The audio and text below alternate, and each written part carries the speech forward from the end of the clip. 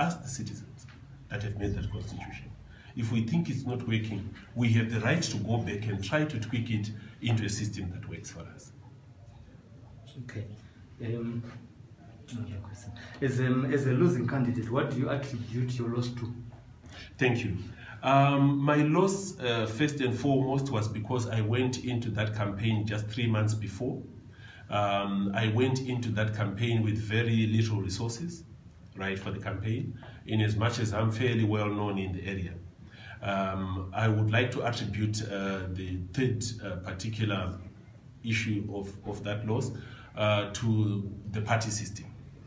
Zimbabwean people are for parties. They are not for individuals. They do not understand that. So our democracy is very immature. People will follow a party simply because it's a party. They do not know what the individual they are voting for is going to do in their community. He has not met them. He has not been around. Yet I've gone door to door in the constituency, talking to people, understanding problems and discussing and having views with the people. If you had an opportunity to have a door-to-door campaign, and you are saying you didn't have resources, what other resources did you need in order to win the hearts of the electorate within the area?